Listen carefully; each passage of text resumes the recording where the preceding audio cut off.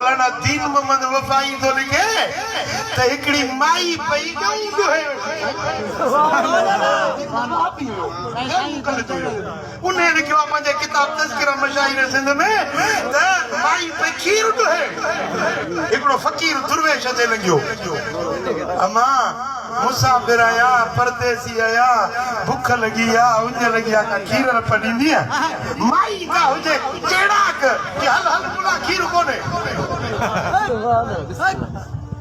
सुभान अल्लाह मुला खीर कोने सुभान अल्लाह फकीर चोजे खीर कोने दला कदो मालूम कोने वली जा लफ्ज निकता अमाजे खीर कोने दला कदो मालूम कोने हुंदो फकीर त हलियो वियो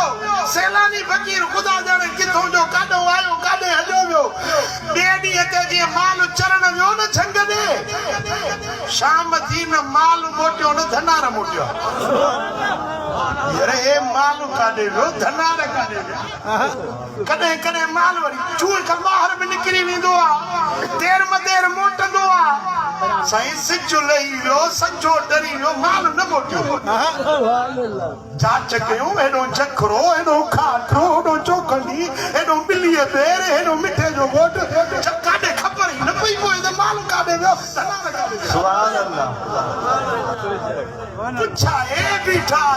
दी थियो बेनी ते गोन्यो तलाश कयो न माल जी खबर न को धनार जी खबर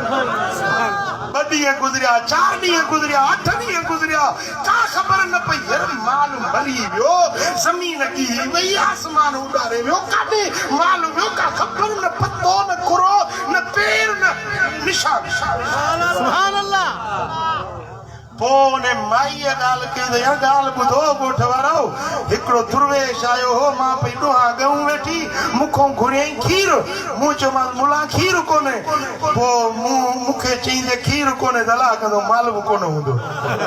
खीर न बेड़ी तो बोड़े शरीर गोठ जी सुभान अल्लाह सुभान अल्लाह हां जे गोले फकीर सैलानी ले किलो जो काडे हलियो गोले तलाश के ऊपर हथ ना आयो हफ्ता गुजरिया महीना गुजरिया साल पूरो थी वियो वो सैलानी फकीर हलंदे हलंदे साल का पोने गोठ मा जे लंघ जेरी मल माई जी नजर पई सुन्या तई ए वो सागो फकीर गोठ वारन के बुधाई भाई जे पिट दिनी वो फकीर ही होतो सजे गोठ वारा गड थिया पटका पोतियूं पलांद मेड़ू मिंटू बा फकीर माफ कज अब अच्छा है चीतो जो माल कोन हुंदो न माल मोटियो न धनार मोटियो